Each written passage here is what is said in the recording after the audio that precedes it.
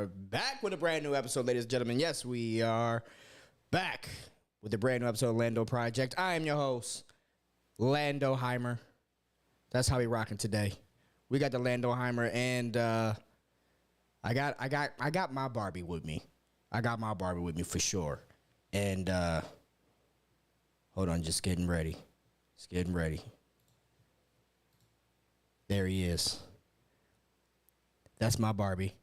Let's go party. Goddamn right. What's up? Let's go party, everybody. BC. My man, I ain't gonna lie to you. You look fly today. Hey, bro. Look fly today. All I'm missing is the pipe. All I'm missing is the Landoheimer pipe, and I be in business. But I'm here. I got a fedora. This is the only one I have. It looks good, dog. I ain't gonna lie to you. It looks really. You know who you look like though? What's up? You look like Flash's dad from the TV show. Mr. Joe West? Yeah, you look like Joe West. I'm out here on the Joe West? Yeah. Oh, what's up, son? When Joe gets out there and gets all dressed up and stuff, you know what I'm saying? Like when he's out, I'm about to go sing for Rent. Facts. Yeah. Facts. About to get my Joe on. Yeah. BC. But no, BC, we do, in fact, have our own Barbie. Mm-hmm. And she's here now. Miss Lindsey. Hello. Hello, I am here. Can I just say how lucky I am? I have this. You know, I have this. This is for me. You know what I'm saying? Landoheimer, he did good. But we do have an action-packed episode today. Yeah, event of the year. Before we get too rowdy in this, already in the chat, Fred Tastic said he's on his way to his meetup. Fred, are you at Comic-Con? Are you there this weekend? You know, holla at us. Let us know, man. I want to know what it was like without movies down there. A lot of comics. Oh, yeah. All the comics. With nothing wrong with that. No. Okay. Also, I see King's Portals. You look like you in a '90s skate man. Is that what that says? Bruh, man. come on. Are you kidding me right now? What's a sky band? Are you kidding me? You don't know what? Oh, nah. Man. Yeah, tell me. Dog. You want to leave me hanging? I have no idea what we're talking. So ska, it's I don't know how to explain it. It's like Caribbean jazz almost, little R&B. See, I don't know. Yeah, it's really hard to explain. But come on, man, you know that shit. My bad. Come on, I man. like to probably audition for the 5 Heartbeats though. There you go. It was it got big early in the 70s or 80s, but then kind of came back with right after punk music. Gotcha. Punk kind of transformed into it, and it was see, you learn something every day. Yeah. We have a big weekend. Yeah, Jesus. Guys, I don't know if you guys heard, but this was an atomic bomb-sized weekend at the box office. 2 titans of pop culture. Zoot Suit Riot. There you go. The Zoot Suit Riot. I know about the Zoot Suits. I think Cherry Pop Daddies. That's SKA. Hey, I don't know anything you're talking about, bro, but I'm with it. You say Cherry Pop Daddies. Mighty Bosstones. Mighty Bosstones. I gotta look all this up. You remember? I never had to knock on wood. Are you kidding me? I was thoroughly immersed in what were we talking about? PB&J Otter. Yeah, PB&J. Oh yeah, PB&J. PB&J Otter, bro. That's me. Doug. That's what I knew back then. Yeah. Oh, that's yeah. What popping on my. That was popping on my CD disc. That was right. My CD players. The classics. But no, man. Barbie and Oppenheimer both dropped this weekend. Absolutely, pun intended. Absolutely. I'm gonna need you to say that properly. So let's try that one. Barbie and Oppenheimer. What'd I say? Oh my God. Okay, here I'll do it for me. Barbie dropped this weekend. Oppenheimer. Well, I was saying Barbenheimer. I think Barbieheimer is no. You said Oppenheimer and Barbie. Well, I led earlier with the Barbie. Shut up. Barbenheimer, Barbie, whatever you want to call it, they both dropped this weekend. And man, I don't know how the theaters were where you were, but our theater here, it's normally pretty dry. Yeah. Normally pretty dry. Man, I'll tell you, everyone came out this weekend. All the cherry popping daddies came out this weekend. And moms. I ain't seen this many people in the theater since Star Wars. Yeah. Yeah. Jeez. Yeah. It was insane, man. All the front rows, everything was filled. I could not sit by myself anywhere. I had to sit next to people in all my screenings. I was not happy. Yeah. I'm used to my social distance. Yeah. Stay far away from me. Facts. Okay, I like these, but no, it actually was nice. I'll say that it was nice. It was really nice to see it. To see, this is my playground. The movie theaters is like my modern day playground, and no one likes to go to the playground when it's empty. It looks creepy, right? But this time, no, when you see people there, it makes everyone feel like okay, everyone's seeing some good stuff. And it's been such a long time since we've had two movies both dropping. Like normally, you see a lot of movies trying to get their own weekend. Yeah. But this time I think it worked for both of them actually. But Lindsey actually had a chance to go to the movies and see Barbie all by herself just to get away from the kid, man. Oh, just get some time away. So I did the same thing. I didn't go to get away from the kid. I just went to go by myself. Oh. To see Barbie, which is probably a little creepy, but I don't care. Well, I go to the movies by myself. No, I'm talking about grown man going to Barbie by himself. Oh yeah, that's a little weird. It's like trying to go to Chuck E. Cheese, bro. Like now. Right. Might get looked at sideways. Used to be going like, you know what? I'm hungry. I'm gonna go to Chuck E. Cheese. Yeah. Hey, King's Portal. I see you. You just said stick to films. I will. No problem, dude. I got you on this. Films, TV, Eagles, NFL. That's my lane. That's my lane. I know it. Okay, my bad, homie. Didn't mean to let the homies down. Okay. All right, now moving on, though. Hopefully we can move past that, all right, and talk about these movies. So we're going to open up with Barbie first, okay? Mm-hmm. We're going to go with Barbie first, and then we're going to get to Oppenheimer the second half. And then if we got some time left, we're going to sprinkle in a little bit of what came out of San Diego Comic-Con. There wasn't much. Came out of San Diego Comic-Con? There's one thing I want to talk about, but that can save it to the trailer. I mean, there's a couple things I want to get on other than just Barbie and Oppenheimer. I had a couple ideas I want to talk to you about. Yeah, we could talk about things that are bothering me. I got some issues. Well, we're going to talk about all that. Oh, okay. Yeah, we got a good show today. We're going to do that. I just want to clean up the chat. So, Fredtastic, dropping a little perspective, Oppenheimer combined opened approximately 100 million below Avengers Endgame domestically. Wow. That's cool. So, Barbie combined was just 100 million short of Endgame when it came out. It's not bad. That's not bad. That's a lively theater. Yeah. That's a lively theater. That's what we take away from that. King's Portal, I used to go to the movies by myself all the time until they closed my theaters during COVID. Dude, I hope that let Kevin Smith know. He might go buy the closed theater and open up a new one. He's done that. I know he's done that. But we need to save his theater. San Diego Comic-Con is reverting back to what should be a comic convention. Comics, yeah. That's what I was going to say. I bet the people that are always like, I hate the movies here. It's about comics. I bet those people are so happy right now. I bet they had so much fun. I actually would have probably had a ball. I guarantee. I bet everyone there probably had so much more fun than they normally do because it's not like, oh, I have to work to get in here. There probably weren't. Everyone that wanted to probably got into Hall H. Right. You know, that's probably cool.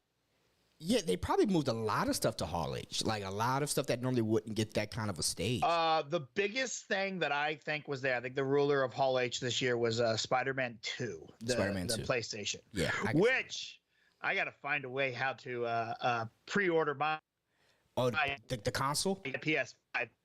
Yeah. 28. Looks nice. Yeah, that Spider-Man console. PS5. Yeah, that Spider-Verse console looks crazy. Now, BC's camera's doing some weird stuff. It should be, okay, now it's good. I was like, yo. So let's talk to San Diego Comic-Con at the end of this. So let's get into Barbie, right? That's what people are here for. So I did not see Barbie. I'm gonna say that straight up. That's why we want to get this done before Lindsey has to go take care of the kid.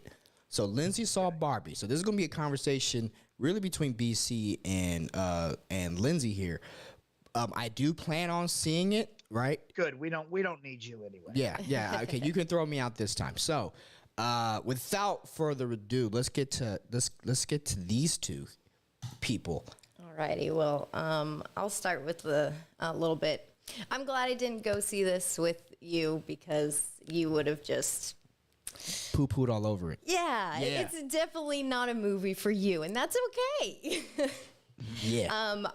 But when I walked into the theater, so many people are dressed up. I was so happy. Much pink. Oh my goodness, so much pink, vibrant colors. At my showing, there was a group of, well, I don't want to say elders, but there was every generation was in there dressed to the nines. And I was like, wow, that is so strong and so cool to see. Because normally when people dress up, it's like they're either doing the midnight premieres or it's themed about something, but this is just every day, every showing. People are just coming up to the theater. It's so cool to see in glitz and everywhere, glam.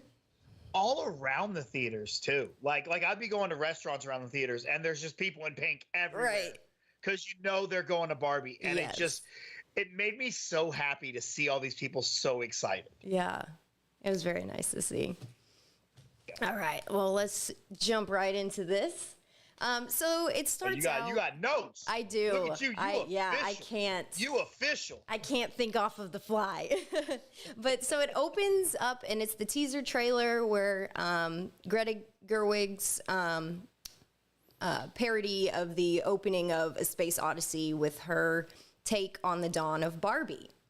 And at first, the world is really dull and boring, and you see little kids playing with baby dolls, and you hear the narrator talk about how since the first girl arrived on the earth, they gave her baby dolls, and how pretty much when she played with toys, it's just the mother figure. And so, boom, then Barbie comes in out of the sky, and then it's their take on how now that she's in here, they can be anything. They don't necessarily have to play with dolls and just be mothers. They can just be whoever they want. And then it shoots to the opening, and I'm a big fan of Lizzo, but this song, oh my goodness, was awesome. I loved how it went through kind of like the opening and then everything she does in the Barbie dream house. And it was just so fun to have an adult version of all the songs that I listened to when I was young watching those old Barbie movies. And especially the song I'm a Girl Like You from the Barbie movie as the Princess and the Pauper. Oh my gosh. I was like, oh, taking me back. Now that I'm an adult, I can watch this and listen to it over and over again. But then I was kind of unsure of where the movie was going to go. But once we went through her song, I was like, okay, we're in a Barbie movie. I'm in. Let's go. Oh, dude. It was so much fun. That opening it was just so happy.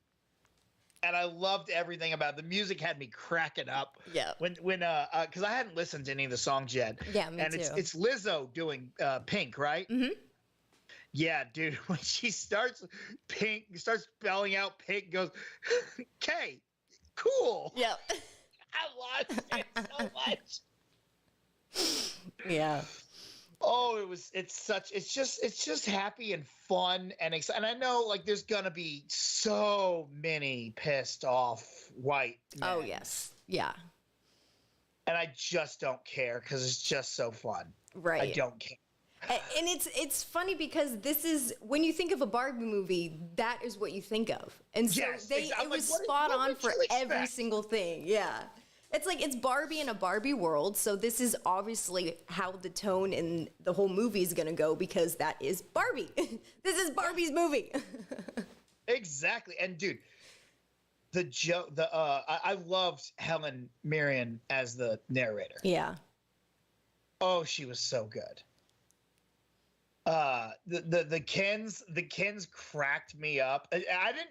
However, I will say I don't know if I can look at Gravik the same anymore. Yep, I was gonna bring that up too because once I saw him on the screen, I was like, "Uh-oh," and then I was like, "Oh wait, it's a Barbie movie." And then I was just like, now, "Hold on." Now I'm supposed to see him as this vicious villain in Secret Invasion, one of the best villains they've made. Yeah. And now I'm like, no, you're Ken. Be like, yeah, when you smile, yeah, we know where you are. When he's kind of like, just smile. Come on. When he's like really like, serious, you'd be like, no. You're Ann Ken. That's who you are. So this finale should be pretty easy for Nick Fury to defeat him. Oh yes. He's just Ken. But yeah, I love, dude. And it's just like everyone in it is just, they look like they're all having the time of their lives making this movie. Yes. I loved the set design of Barbie Land because everything is so lifelike and it's just plastic and it's like everything I wanted as a kid playing Barbie on the screen. I'm like, oh my goodness, like I can point certain things that I had, and if you go back, there's they designed it based off of the accessories and items that you can have for Barbie, and I thought that was brilliant. Oh yeah, dude, the pool that's just drawn on and everything it all looks like fake background, but it's actually there and it works so perfect. And it was beautiful to see. I love, King Sports Kyle, King's, I don't know how to say his dang name in the chat. King's Port Cow. King's Port Cow. I don't know. One of the two. It says, it's so funny a film based on property that promotes an impossible standard for women to look up to is getting traction. What's hilarious about that is they use that so well. Yes. I loved how they did that. Mm-hmm. And pointing out, they're like, yeah, that's what it looks like, but that's not what it's meant to be. Right. That's what we have put on that, you know? Yeah, and then they take the extremes of gender roles on both sides. So it's not just, oh, Barbie doing this, it's also Ken doing this, and how it just combines, and it's just like, hey, here you go. Everything at once, that. Exactly. Oh man, so good. And I loved the score and the soundtrack to it too. Yes. It was a lot of fun. The one thing I will say is I think we used way too much Will Ferrell. Yes, I agree. I think we could have definitely cut him and only had that one scene with him with them in the boardroom. Right. I don't think we needed him chasing them around. Yes. The whole damn movie. Right. Yeah. And then for him just to be kind of like an idiot type thing, I'm like, it feels like someone was just like, oh, this needs more Will Ferrell just because. Right. Yeah. And I get that they wanted it to be more childlike, so you're kind of playing the game essentially while you're watching the movie. Barbie. But I thought it was just the men in the men were just douchey and dumb, and then just kind of pathetic. And I was like, which is how most men are. Right. Yeah. When I was a kid, yes, we kind of played men like that, but men we didn't really play amongst. We had Ken as an accessory, and it was like, yeah, okay, whatever. So that take on it was spot on. But for his role for Will Ferrell, I was just like, I understand this is how you view men or children view men in a boardroom, but I feel like it went too far. I was just like, that was a miss for me. If we could have cut all those extra scenes with them chasing them, right? We probably could have devoted a little bit more to the mother-daughter relationship between America Ferrera and I don't remember the actress's name that played the daughter, but because that relationship, while I ended up caring about it a little bit at the end, just because it felt important at the end. Yeah. Building up to that didn't really do much. Right. Yeah.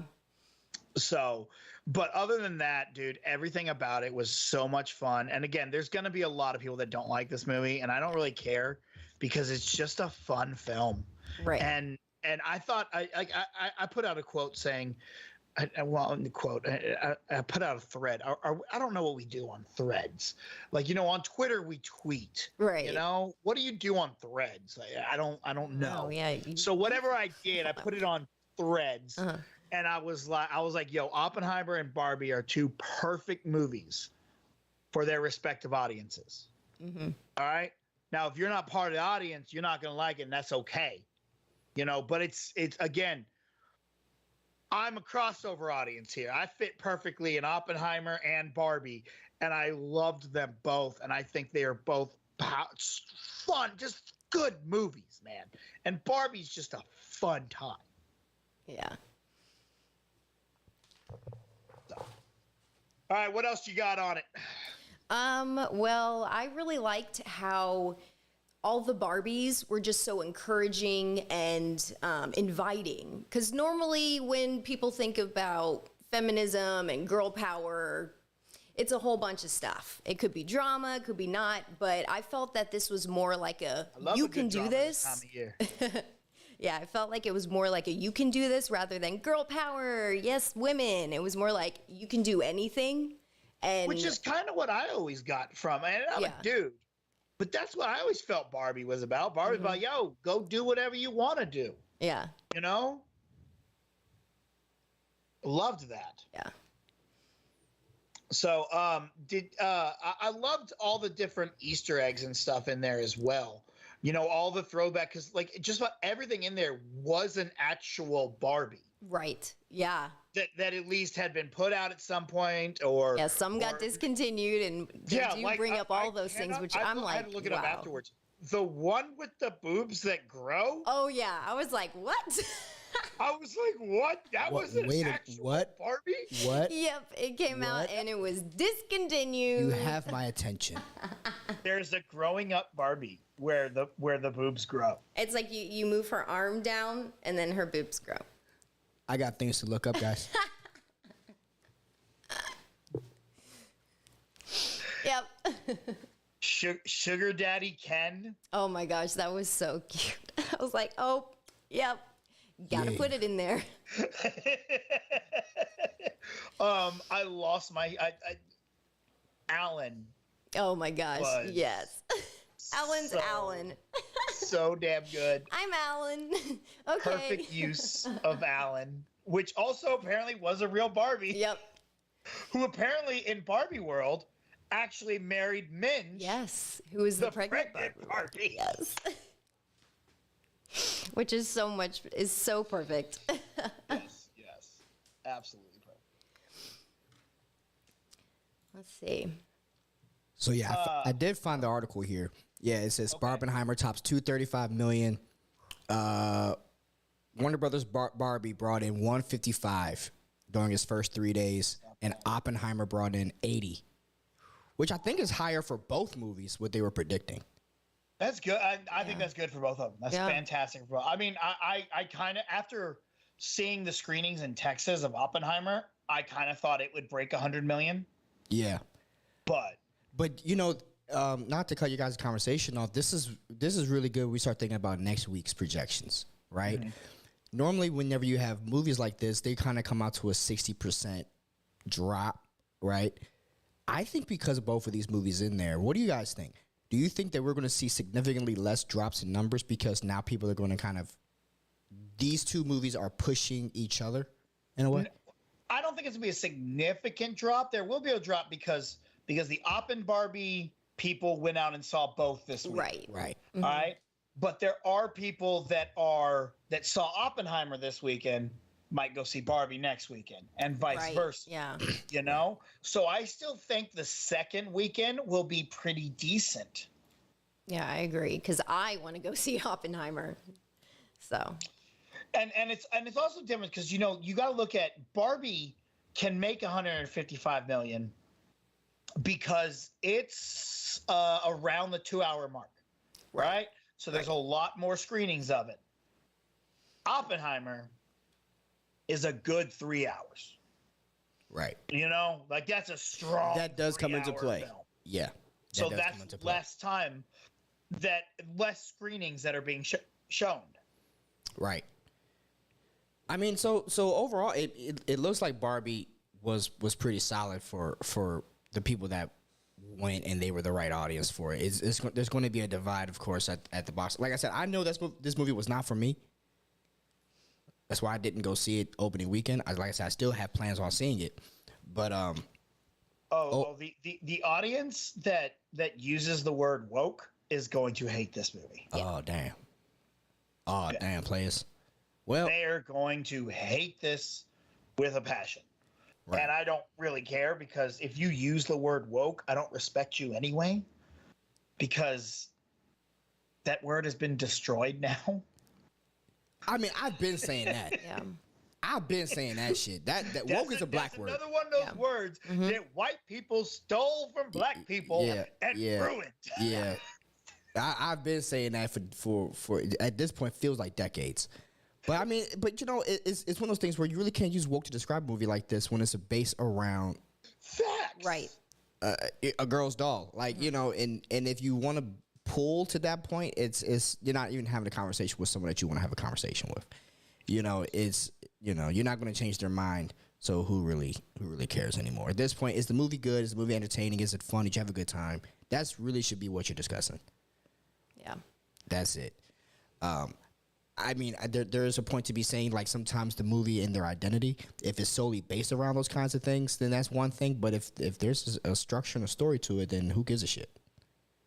Also, I'm sitting here and we have the trailer playing. Yes.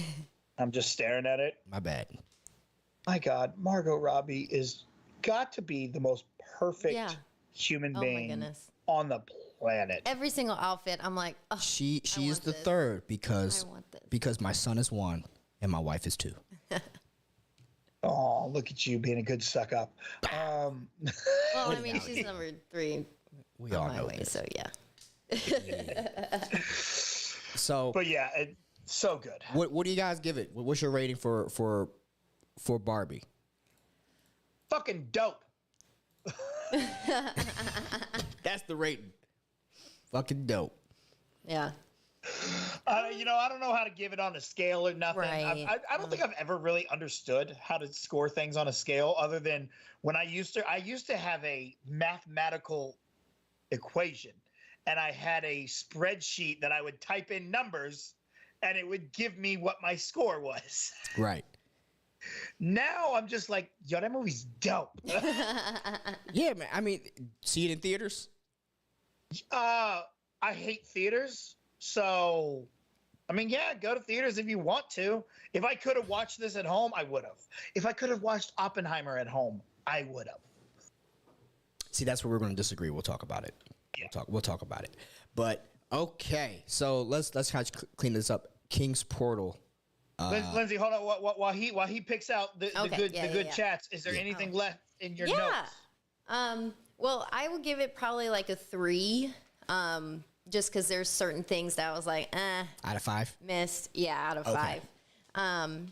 But this is definitely something that I'm going to watch with my future daughters. And I would have loved to watch it. She said that with a plural. You gonna be I don't know. multiple girl maybe. dad. You gonna be it could happen. Who knows? Boyfriends, bro. That's going to be rough. If you need me to come out there and put the fear of God in some people, you let me know. No, when we do it, it's always like the Thor Viking rituals. Like it's always 11:55, full moon, pointed southeast, no girls. But we'll see. I don't know. This is the things that I can't control that. So whatever happens, happens. But I just told you who controls it. Thor. Okay, I will ask the God of Thunder. There you go. But I loved America's little monologue at the end. That was golden. That is everything that I identify with, like with problems in the world and all of this. Like that is essentially how I feel and how a lot of women feel. And I thought that was really spot on. And in my viewing, so many girls were like, yeah, that's right. And they were clapping. And I was like, oh, wow, okay, this is not a comic book movie. So it was fun to see the crowd actually engage with a movie like that. Yeah, dude, and good. As a dude, I'm sitting there like, man, that sucks. I have to go through that. I'm glad y'all get this movie. Right. You know what I'm saying? I'm just watching it. I'm just like, I know that I don't get it. I'm a massive white dude. You know what I'm saying? Yeah. Like, I don't ever feel scared. I don't ever feel like I'm never afraid to walk anywhere by myself. You know, so I will never understand that feeling, but I can't think of the word because I'm not that smart either. But I get it. You know what I'm saying? I get it. Yes, and I just loved how it kind of tied everything together. And it's like, yes, it's this on both sides, but finally there's people voicing what we have to go through and what has been happening in a positive light. Because you have a lot of people in the negative view, and they say positive, but then they're viewing it kind of weird. But this was just spot on. I was like, yeah, that. Yes. I saw, I think it was New Rock Stars, and it was like every time America Ferrera is giving one of those monologues, like we could just see Greta Gerwig just spewing everything she feels right through this, and I'm just like, yep. She did such a good job directing this. Yeah, it was very good. So. Is it safe? Yeah, it's safe. It's safe. What you got? Lando, what you got from the chat, buddy? All right, cool. So, mainly just been King's Portal, man. So I just want to get to it. So he first said, "Where you at, Flash?" I think we all know what happened to the Flash, bro. We all know. I'm not getting Batman Beyond because of that movie. So I still loved it. Still love that movie. I did too. I still love it. I think it's. I still love it. Still, arguably, it might be my favorite DC EU film now. Yeah. I think I have to see it again once or twice, but I think I like it more than Wonder Woman, only because I think I like the finish in Flash better than I like the only negative I have of Wonder Woman is the finish. Right. Flash is still in my top 5 of the year. I don't have that negative with Flash. Right. Yeah. Definitely top 5. Flash is still top 5 of the year. I mean, Across the Spider-Verse for me is still my number 1. Mm-hmm. Mario's still mine. Oppie moved in. Flash is still number 4, number 5, right? Then he says he'd rather see Margot play Harley. Here's the great thing, man. She can play both. Exactly. She can play both. I will watch Margot play whatever the fuck she wants. She didn't give up Harley to go play Barbie. I will watch Margot Robbie play Dwayne Johnson in his biopic. All right?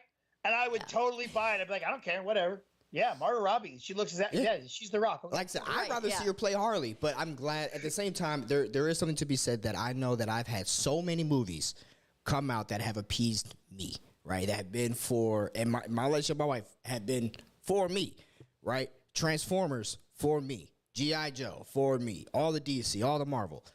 It is nice that women have this movie, right? This is their Transformers. This is their toy that they played with, that we, let them have it. It's cool. It's cool, man. We still get it for Harley if James Gunn wants to bring her back. That's the cool thing about it. And we still have the old movies that she's been in, so she it's just the same way Linda Carter's Wonder Woman still, she'll always be Harley. I have a 19-year-old daughter. She has no idea what a Barbie is. She hasn't mentioned the film. She knows I'm a movie guy. But I might watch Barbie based on this recommendation. So there you go. There you go. Man, yeah, go watch it, man. And then also, if I'm awake on a Sunday, Lando, I got your back. Man, I got you. And then BC will watch Margot sleep. I will. That's creepy, but I will. I would. I would. If there was an entire 3-hour movie of just the middle of the night, Margot Robbie's, sleeping peacefully, I'd be like, oh, this is an exciting, riveting film. If Margot had a YouTube channel where it's just streaming 24/7, I'd hop in. Yeah. Oh yeah. Yeah, she's just sitting there watching Shark Week. And I'm like, yeah. Margot can do that NPC TikTok shit, and I would subscribe. Oh, that's the only person I would be like, oh, yes. Balloons, pop, pop, pop, balloons, pop, pop, pop, pop. Yeah, that stuff, Margot. If you do it, I'm there. I'm there, and I'm sharing the feed with Lindsey. Yeah. You know what I mean? Nah, man. I'm really glad this movie came out because honestly, my movie that I've been wanting to see was Oppenheimer, right? And mainly because I'm one of those guys. When Christopher Nolan says he's dropping a movie, I'm there. It doesn't matter. Christopher Nolan has my money. I will say that I do believe that the Barbie hype brought more people to see Oppenheimer. And I'm glad. Because of that, I think Oppenheimer got the views it wasn't going to get. And more people are seeing it for the ferocious, terrifying, highly sophisticated movie that it was. So, yeah, let's shift into the Oppenheimer conversation. Right? Okay. I just finished saying all the reasons why I was hyped for it. Not to mention you got, was it Cillian Murphy? I don't know how to say his name. Oh, this cast. Yeah, Cillian Murphy, Robert Downey Jr. It was so packed with people. The side character actors who would normally go to no-name actors were big-name people. You know, they even had Josh Peck in here as the guy to abort the mission, right? And he had such a minuscule role. It's like they could have given that to anybody, but that just shows you how much people respect and love the work that Christopher Nolan does. And I'll just say this straight up. It's a long movie. It's a long movie, man. Did you feel the wait? Did you feel the time? Because I definitely did not feel the time.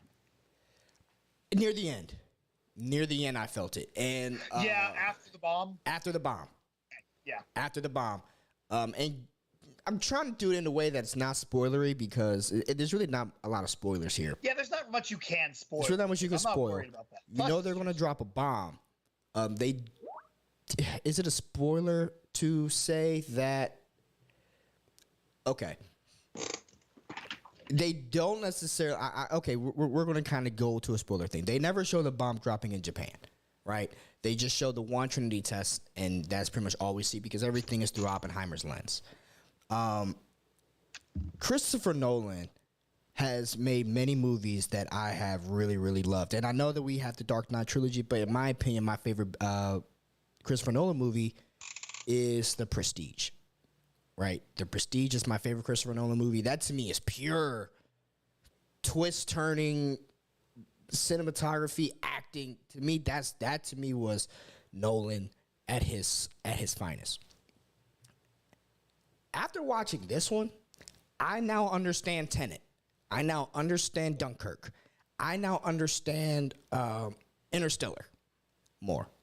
Because it feels. I still don't understand Tenet or Interstellar. What I mean, what I mean is not the plot, but I understand what he was doing. Okay. Because this movie is the culmination of all of the skills he was sharpening on those movies. Okay, I see you. I see you. He has taken all those those best things about what made those movies work, and he dropped it into this. And I have to say it, BC. This to me is not my favorite Christopher Nolan. I'm not going to say that. My favorite's still The Prestige, but I think it's his finest work. Oh yeah. I will say this is Christopher Nolan's finest work of art. This is the culmination, and everyone is saying it. It's the culmination of his career. Right? This is Lincoln. This, you know what I mean? This is that one that he did. I still felt like it was long, but for the life of me, BC, I can't think of one scene I would cut. Oh, that's true. You know what I mean? I would have reworked a few scenes. Yeah, it's like I'll say that like after the bomb, it could have been a whole nother movie. Like you could have had Oppenheimer 2 after the bomb. Correct. You know, I was like, holy crap, this is because the aftermath of the bomb is its own separate tale almost. This was a movie that deserved an intermission.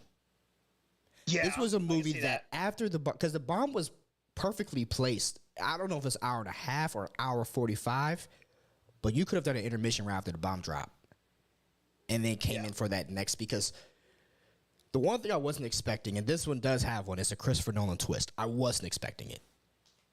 It had a slight Christopher Nolan twist in the way they did it, and I thought that he did a fairly good job at it. I see what you're saying. Yeah, I know what you're saying. right. The meeting on by the lake, if you will, right? The lake. Oh, okay. The lake scene, which I love about all of my Nolan films, because he's so subtle about putting in those foreshadowings. Yeah. This was the work of a master, right? And it's one of those movies that I left and I was at home simmering on it, and dude, it's a perfect movie. Besides, even with it being long. Yeah. Well, I didn't feel the time at all. At all, I didn't feel the time on it, which is good, because I don't normally feel the time in a lot of movies that I know I'm going to see. Like when you go see The Irishman, I didn't feel the time in that. I saw that in theaters. I saw The Irishman in theaters, and I didn't feel the time on that. I wanted to compare this to The Irishman. I did. Yeah. I think this is better than The Irishman. I think it's a better movie, yeah. I think it's a better movie than The Irishman. But just in scape of, like, you have that scope, that Scorsese ability to make these long movies, and you don't notice that they're long. Right. Like, you feel like I could have watched another hour and a half of this. Yeah. Because I was so into it, and there's so many new characters that kind of come in for just a small moment, but there's somebody that probably, like, there's Casey Affleck. I had an audible, oh shit. Yeah. Yeah. Because wasn't he canceled? Who gives a shit? I know, but I was just like, He was. Yeah. Is he back? I didn't know he was coming back. His acting skills ain't canceled because he put on a show. I thought he was done. I didn't think we ever gonna see Casey Affleck. And Casey Affleck, he's in this, and the 2 scenes he's in, dropping bars. Great. Rami Malek is in this. Jesus Christ! I mean, you got Bohemian Rhapsody in here. The whole movie, I'm going. He is stealing every scene he's in. Yeah. And he has not said a single word. He hadn't said a word. To me, the 2 that was catching my eye that really didn't have a moment were Huey from The Boys, Quaid. Yep. He didn't do much. Looking at Huey on, but I see you. And then Josh Peck. I was like, they got Josh Peck in here, and he ain't doing shit either, right? But there's probably a 5.5 hour cut somewhere. Probably. There probably is. Let's kind of catch this up. So, King's Portal said, I watched Katy Perry's live stream a few years ago. You know what? Good for you. Katy Perry had what? She just live streamed? I don't know, but I could only hope. Like if Salma Hayek did one, bruh. Anyway, I'm more excited to see both now that I heard you guys talk about it. Dude, just Fred-tastic, go see him. Scorsese, wait, no, that goes against the writer's strike. We can't say that. I'm sorry. I don't know the rules on the writer's strike stuff. No. People need to see these movies. Yes. Yeah. Look, that's the thing about the strike is the actors and the writers are not telling you not to go see this stuff. That's fine. Go see it. They're not telling you not to cancel their subscriptions. Okay. That's fine.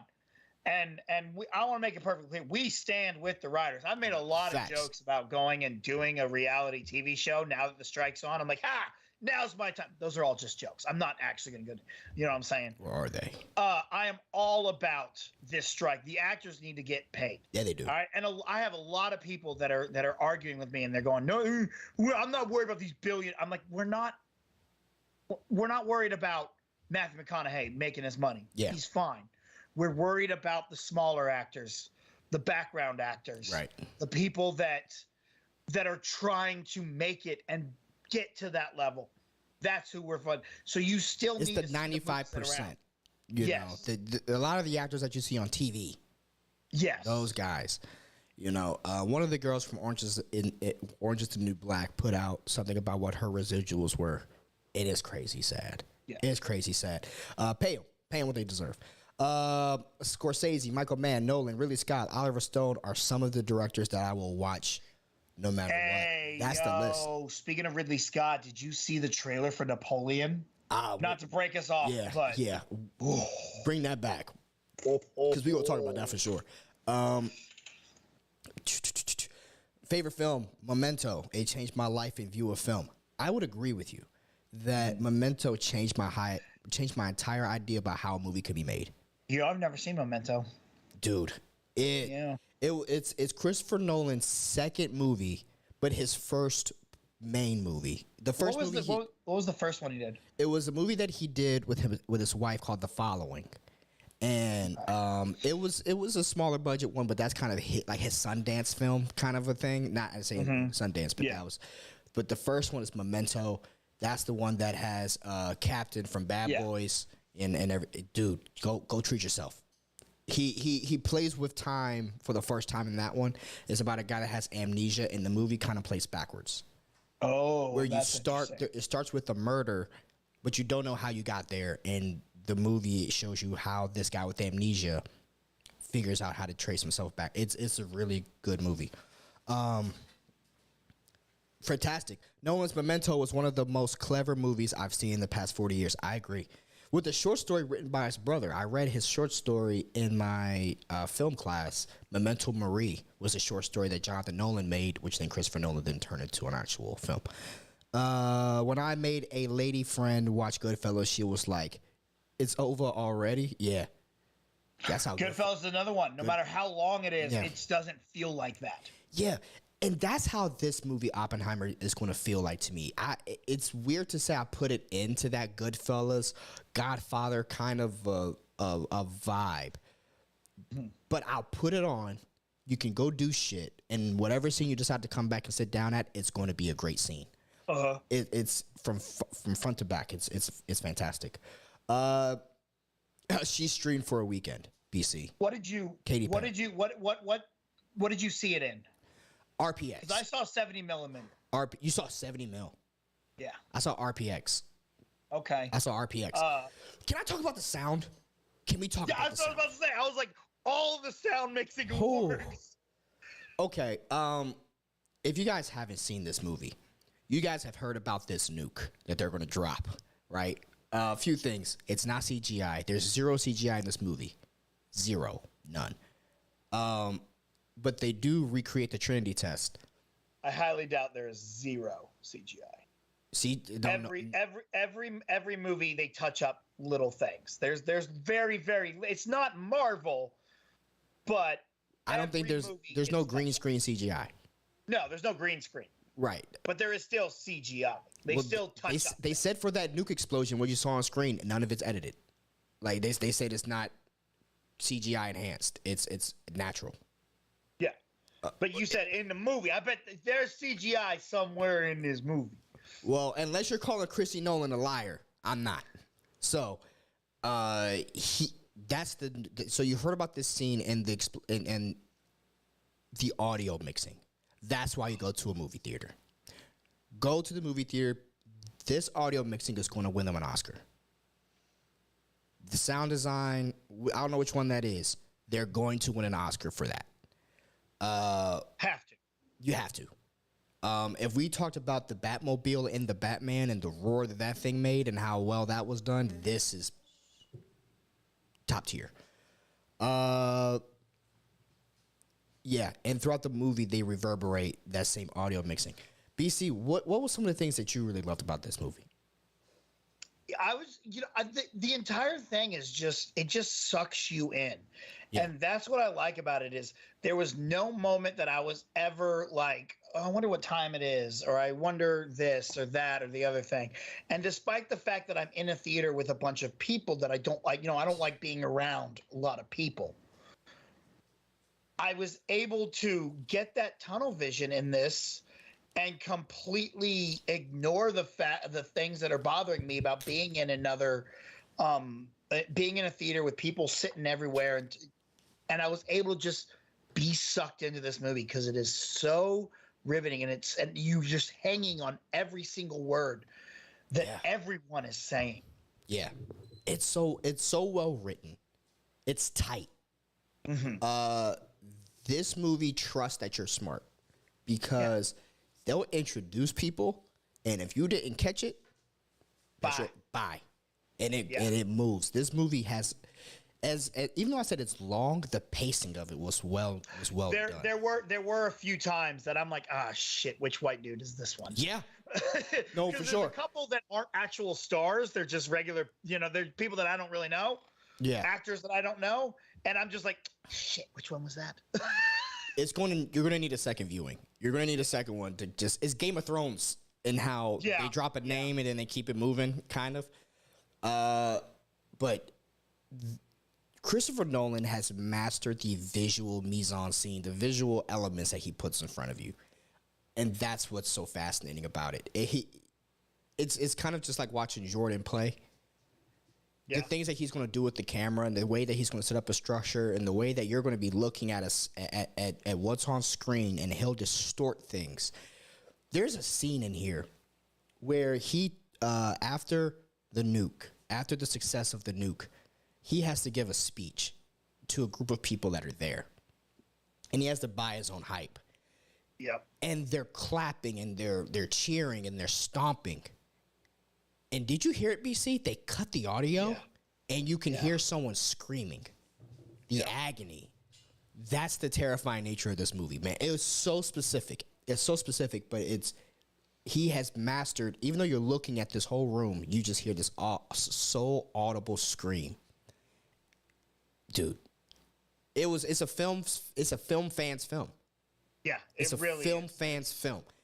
It's so beautiful, and I'm so glad I got to see it in 70 millimeter, and it was just powerful. It's just fun, good to watch. Perfect movie. I mean, with it being long, still, to me, 10 out of 10. Mm-hmm. 10 out of 5 out of 5, 10 out of 10, whatever fuck you want to put on it. Masterpiece. Give the man the Oscar. Christopher Nolan's going for Best Director. He is going for Best Picture. Have you seen the interview with him where the dude's like, hey, what's your remote drop? As in, what is the movie that no matter what, if you're seeing it, you're gonna put the remote down and watch it? Yeah. What did he say? Saw that interview? No. So in that, he goes, I never heard that remote drop. That's great. I'm like, yeah, that is a genius. The remote drop. Talladega Nights, right? He goes, anything with Kubrick. I love Kubrick films, and of course Talladega Nights. Yeah, Rich Eisen. That was on the Rich Eisen show. I saw that. He go. Yeah. Talladega Nights. We in there. If you're not first, you're last. That's how he says it. I lost my shit. I could just see fucking Christopher Nolan sitting there editing Oppenheimer. The dark and then look it up and you ain't first, you're last. Yeah. And I'm sorry, I got distracted. Fred Tastic, he says, a solo audible scream reminds me of the Ohio Players roller coaster of love. Yeah. Similar. Oh, yeah. Similar. And then they say Tenet was supposed to be a film fan's film. I didn't like it. Tenet had issues. I love Tenet. I have no idea what it's about or what happened in that movie. That's the thing. But it was good. It was cool. I was so entertained. Yeah. I could not tell you a single thing about it, but yeah, that was a movie. The way I can describe this is take a Tenet, take Dunkirk, take Interstellar, because these are probably the three most divisive of Christopher Nolan's movies, right? He took what worked out of those three, and he made this. It's really Christopher Nolan showing y'all what he how he does it, how he goes to work. It's really great. And Cillian Murphy, dude, this guy's going for his best actor. He deserves it too. He's going for best actor. Robert Downey Jr., best supporting actor. Matt Damon also best supporting actor. Matt Damon was so good. Yeah. Matt Damon. Nolan, bro. Nolan did it. There you go, guys. Yeah. Yes. Are you asking if it's worth it? Yes. Is there a definitive difference from watching it at home and watching it in the movie theater, audio mixing wise? Yes. Go to the movie theater. If you ain't got no nice system, you definitely need to go. It matters. For this one, it matters.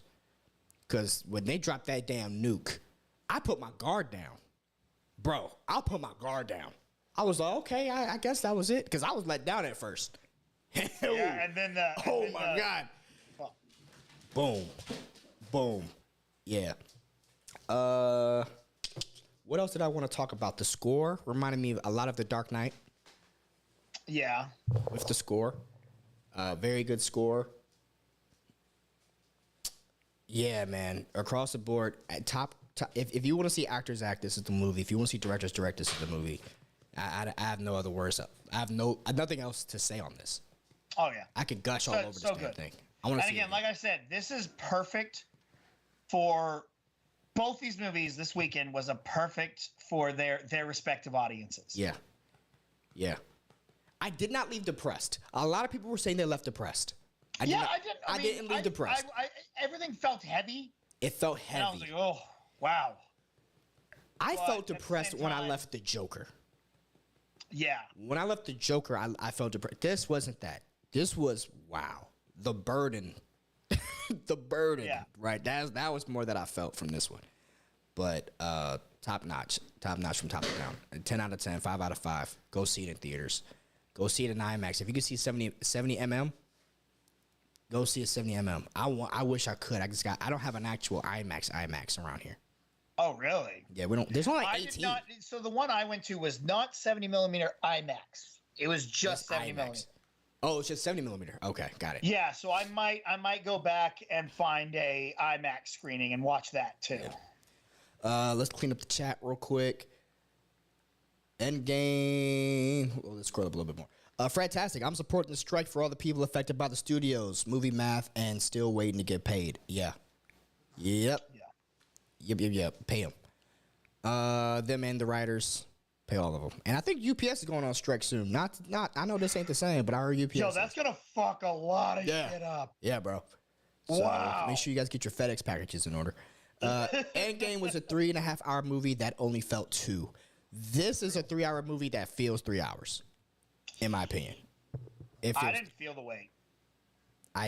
When it hit 2 and 15, I felt it. I felt it a little bit. It was, but I also went in knowing it's going to be a 3 hour movie, so I was braced for it. If I wasn't braced for it, I would have been a little upset. Yeah. Nolan wanted the explosion to look real. It's a real explosion. It's a real explosion, and you can see the difference. You can see the difference. Justo says it's great, fantastic assault. Yeah, we said that one. Movies like Oppenheimer weigh on people when they realize it's real. Yeah, I mean, there's not many men or women that have affected the world in the way that Oppenheimer did. Right, and we live in a post-Oppenheimer world where the brink of World War III is talked about every day, right? Yeah. And that's all based off of what these guys did in Los Alamos. And he, at the head of it, it is heavy. It is a heavy talk. It is a heavy conversation, not to mention the 250,000 people that lost their lives from dropping both of those bombs. Yeah, it's heavy. And I think what they do well in this movie is that they handle it very well. They don't. It's not braggadocious in any way.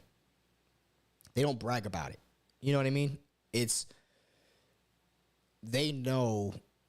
They handle this topic with care. I should say. They handle it with care. I got it here. All right. So the director was not attempting to claim that there was no CGI in Oppenheimer at all. He was instead stating that there are no shots in the movie that were entirely created using visual effects. Cool. Nolan and DNEG still work together on various parts of the movie to add CGI for what was filmed practically.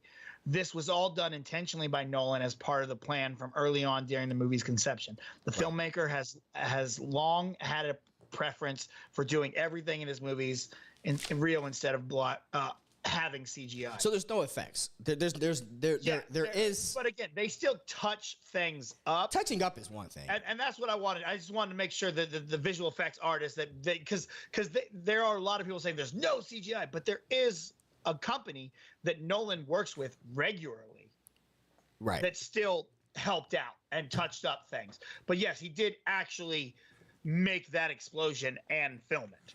Yeah, that explosion is a real explosion. It's not a visual effect that they bought in a bundle, right? Yes. It's a real explosion that they set off, and you could see it. You could see the formation of the smoke, the fire, everything. It's pretty intense. Have you watched The Father? It's similar to Memento, and with a great casting too. I have not seen The Father. Got to add that to my list. But BC. Yep.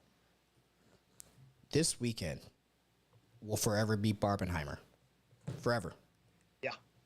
Yeah. It was a momentous occasion. I had a buddy mess with me. He was like, "What's the deal with these coming out at the same time?" I'm like, "Bruh, this is studios love to set out this because it's two opposite audiences, and it happens more often than you think, but you just don't notice it because they're not as high profile. Right. These have been grouped together. Like famously, you had Mamma Mia and The Dark Knight coming out on the same weekend. Remember?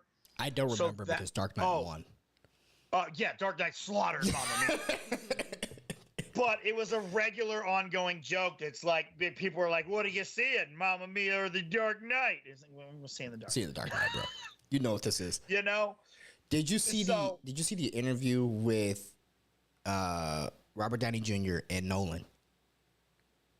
And he talked about that Iron Man movie dropping because it dropped May, 2 months before The Dark Knight. Mm-hmm. And he was saying, yeah, all he heard at the time was, Iron Man will do until Dark Knight comes out. Yeah. And it's weird to think that back then that's how we brushed off the Marvel stuff. Right. Because DC had it. People have short-term memories. DC had it. Speaking of DC. Yeah. I got a pet peeve. What's up? I want to talk about it. Oh, here we go, baby girl. What's up, man? Okay, I'm not bad. I don't want to put this out there that I'm not my bashing. Oppenheimer tissue? Hold on. Yeah. I'm not bashing on John Campea on this at all. Oh, okay. It's just John Campea's most recent. I heard say this. Okay. So I was listening to Campea talk the other day, and he was talking about how it is very efficient. It's very clear that the new DCU is not so much a soft reboot, but a very hard reboot of the DC EU. Uh-huh. And it's really bothering me to hear that because it's just like, okay, everyone's just forgetting that in Flash, they showed you worlds colliding and going, yeah, things are different, but some things are the same. And it goes a past, background, and a future. And I'm like, no, they're explaining how it's still, like, it's not Zack Snyder's universe, but it is still kind of connected and has a tissue to it. Yeah. And no one's talking about that. You know what this reminds me of? It reminds me of Doctor Strange Multiverse of Madness. Mm-hmm. Why is Wanda a villain? They did not set that up in WandaVision.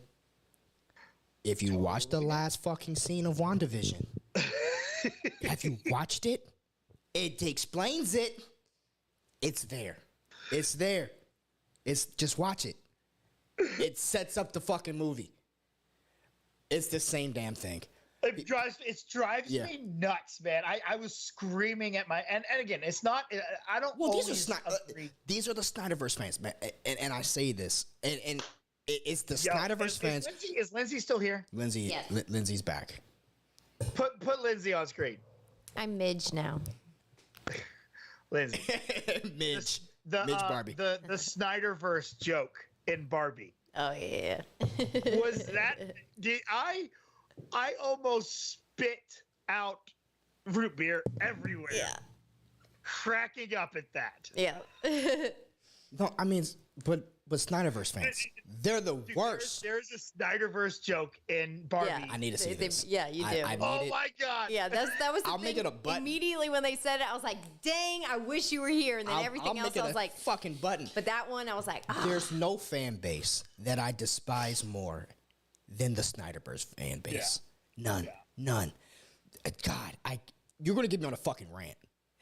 Because if I hear more, I got Jason Momoa on my screen right now for Shark Week. Hell yeah. oh, nice. If I hear one more, like, I can't believe James Gunn shot The Flash with Ezra Miller, knowing how much of it. If I hear one more thing, Jesus, just Jesus. Let it go. Let it go.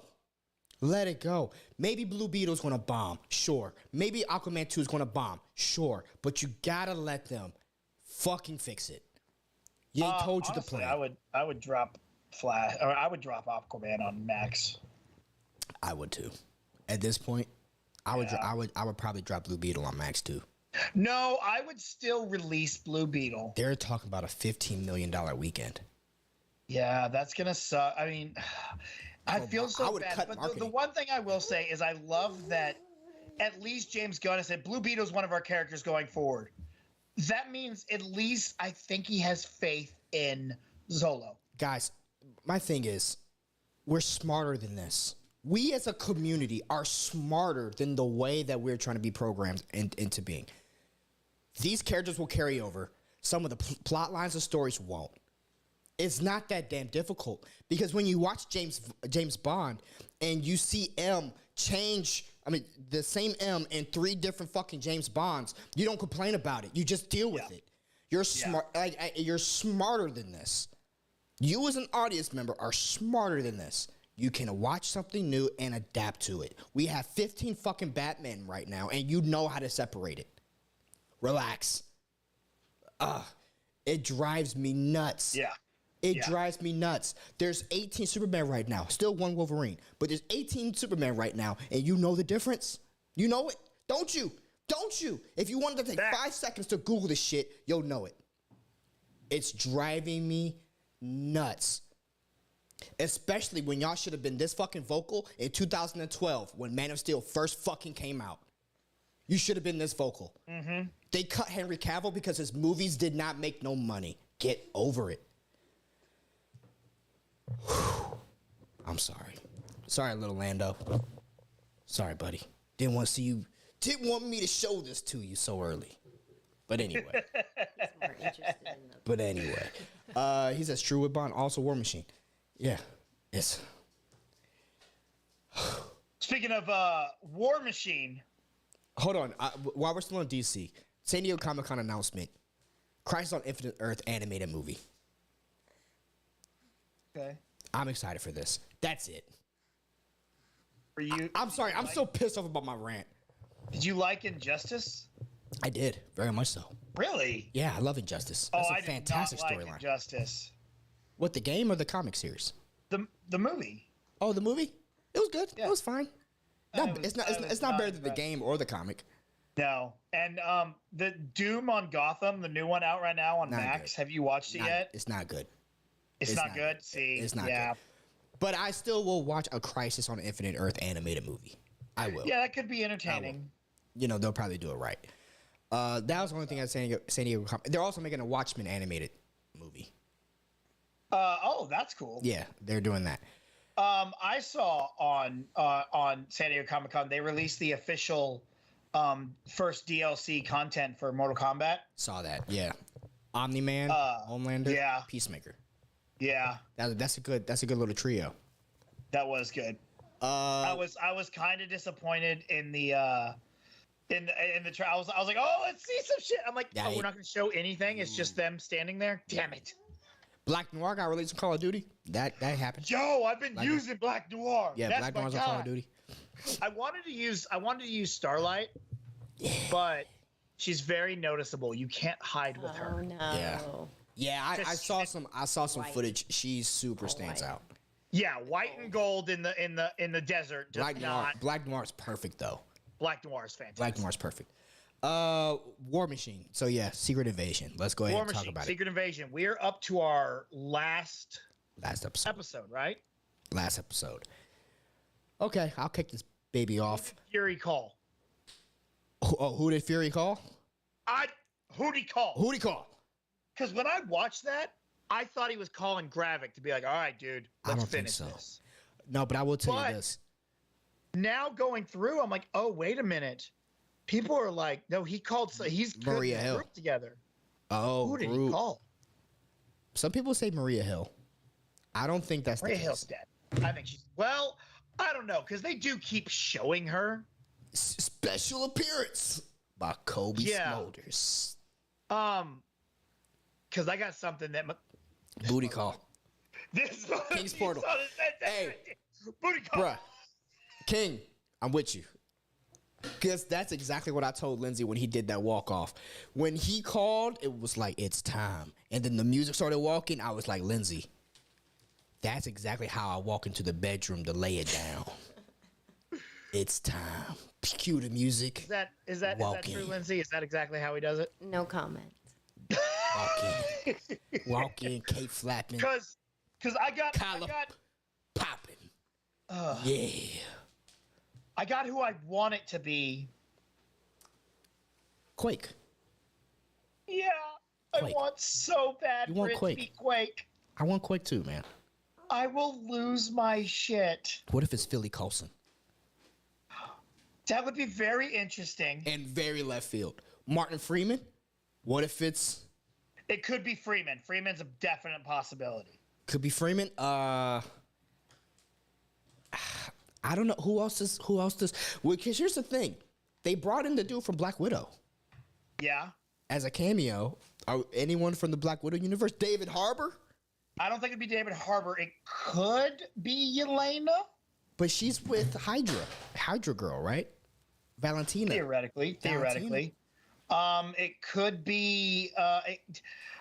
who do y'all think it is? Guys, who do y'all think it is? It could be Falcon, too. Falcon America. Get all the black people together? Yeah, I mean, it's about time you put... Yeah. Because he can't... Have Captain America last time Fury was like, hey, Falcon, you want to come with me? He's like, nah, I go where Captain goes, just slower. Facts.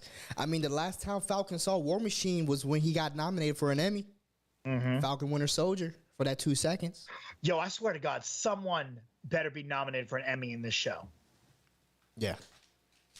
Because I want the girl. I want the girl to get nominated. I almost want everyone the to Russian be nominated. The Russian girl was the female Fury. Oh, she's so good. She's so good. Yeah. Yeah, girl Fury. She's awesome. Yeah. Yeah. Female Fury. Yeah. She's a bad bitch. Yeah. I fuck with her. Yeah. And I was telling Lindsey, I was like, here's why she works. Here's why she works and why a lot of the other characters that sometimes that they introduce don't work. She is kind of a derivative of Fury. What they do well is they allow her to be great. Right? They allow her to be her own thing, and she doesn't disparage Nick. No. She talked shit about Nick in the first 15 minutes. Like, Nick, you go back home. Nick, go home. But then when she found out Nick still got tricks, she's not diminished. Like, she's not bringing Nick down. She's letting Nick do the thing. And as a person that's watching it, it allows me to view her as someone in her own lane, right? She's not infringing on Nick Fury.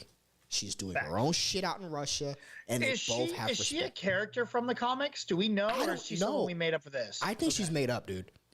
I think she's made up, but because you know me, I'm not a comic expert. I gotta go to Jay for that kind of stuff. Yeah, King's Portal. Hell yeah. Get all the black dudes together. I don't care how racist it is. Yeah. Yeah. Get them all together. Let's bring Lindsey, drop your phone too? Yep. Yeah. And let's even get the young nephew to Captain America, Black Captain America. Uh-huh. Let's get him. Yeah. T'Challa. Let's get new baby T'Challa out here. Yeah. Let's ride. Honestly, I think he's called. That wasn't a phone he had tucked away. That's his normal phone. Because that was a question I had originally. I thought he pulled the phone out of the locker. Yeah. Because he pulled his eye patch and his gun. Right. Yeah. So it wasn't. So he had the phone with him. It could be Gaia. It could be. Like, could be Gaia. That is probably who it is. It could be Gaia, and Gaia's going to impersonate Fury. Yeah.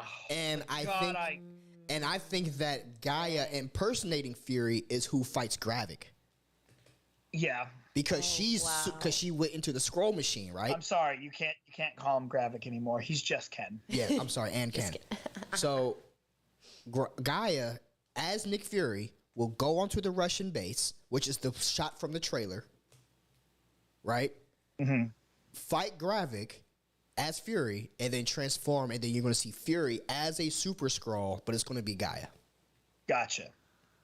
Frost Beast Do you powers. think Fury survives this? Oh yeah, he has to because he's in the Marvels. Yeah. Okay, never mind.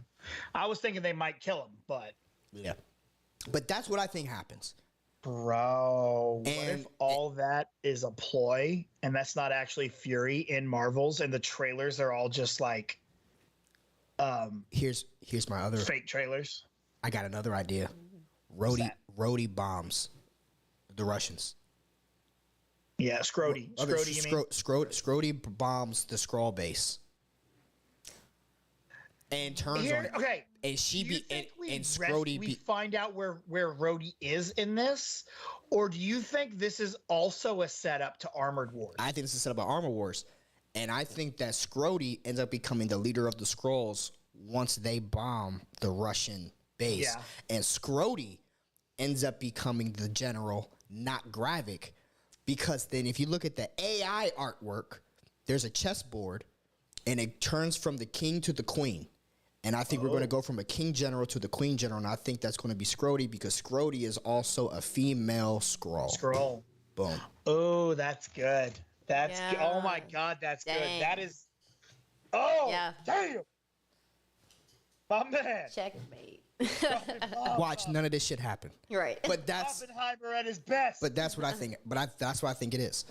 I think Gaia goes and fights Fury, and I don't know what happens with Fury, but I think that's going to end with Scrody taking over and somehow Thunderbolt Ross becoming president. Yeah, that's what I'm saying too. So he has to be vice president right now. I would think he's vice president. They never say who the vice president is. That's true. That is very true.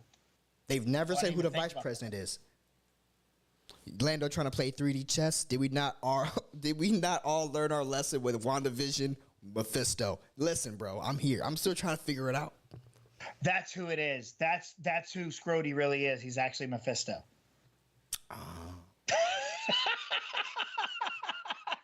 Fuck. It's all connected.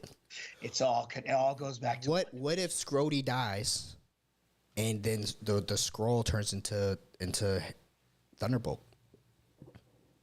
I don't know, man. But I still like my Scrody bombs the Russians because they dropped that idea already. Yeah. Yeah. So I think he tries to decimate a lot of the people, Gravik included, and Gaia's over there, but I don't think Gaia dies. True. But that's what I think. Pop collar. Nick Fury. I'm in. Nick I Fury, like it. Nick Fury collar pop with the pea coat. I like it. It's time. Yeah, that's what I think. All in all, man, how are we liking this show? I love it. I think it's fantastic. I Yeah. think it is.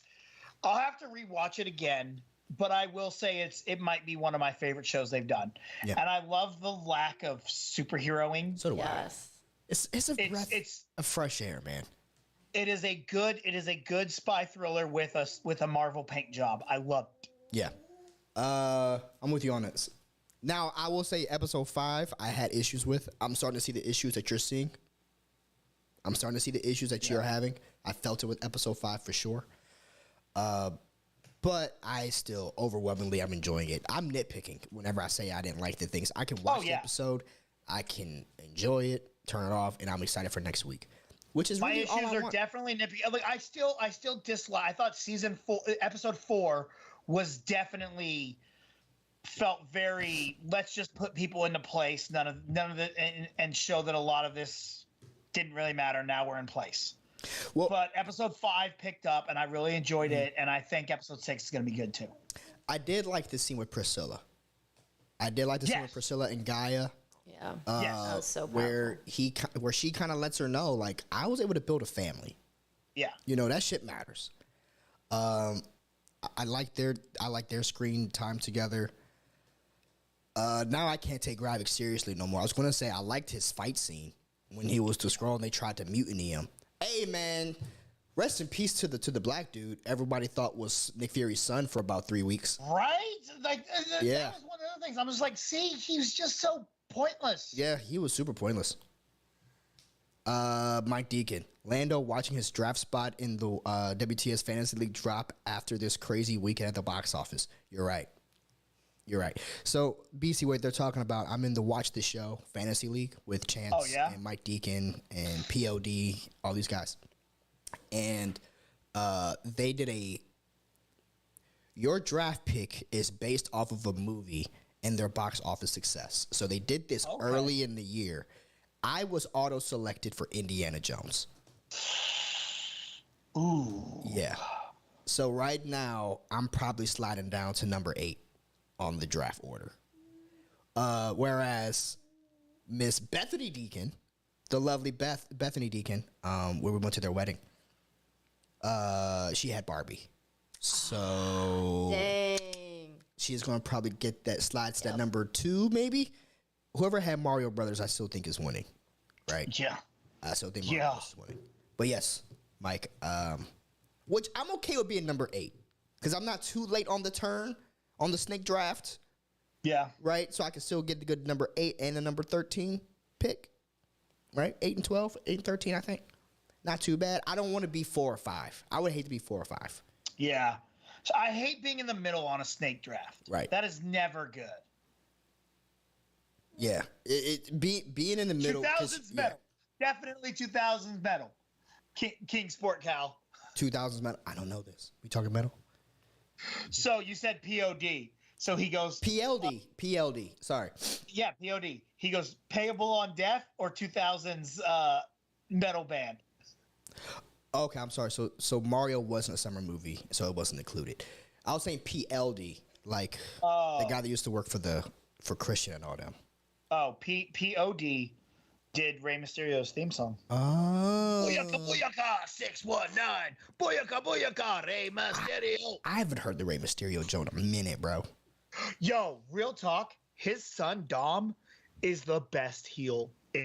I know. I need to catch up on that. People hate him. Yo, they do. The fans they boo him so much they won't let him speak. Oh my god! Like every time he tries to talk, they boo the shit out of him. Yeah, and because he's with the crazy chick. Yeah, with Rhea. Oh, with mommy. Yeah. I gotta get back on mommy. it. So yeah, last thoughts on Secret Invasion. Lindsay, what do you think happens? I don't know. BC. Oh, me? I thought you said Lindsay. My bad. Yeah, she said she No, don't know. I don't know. I caught her off guard. You did. Oh, okay. I caught her off guard. I honestly don't know. I'd probably put a couple bucks on Quake just because I'd hope that 00 or that 0 will hit. But if I had to really put a lot of money down, it's gonna be Emilia Clarke. It's gonna be Guy. I mean, because and I think this is gonna be very entertaining. I think we don't find out where Rhodey is until like the very last scene, or maybe a post credit, where the Scrody or someone is getting the War Machine's the Iron Patriot or War Machine suit. You know, I'm thinking now we haven't seen Gaia go down into that room where they have all those people on those beds. Yeah, where they're glowing. Maybe that's where Martin Freeman and Don Cheadle are. Probably. What do you think about this harvest? I think that if we have to pivot from Kang, I think that is going to be a very, very essential part of the MCU going forward. If we pivot from Kang, We got good news on Kang. we did get some good news. We did get good news on Kang. Thank you for bringing that up.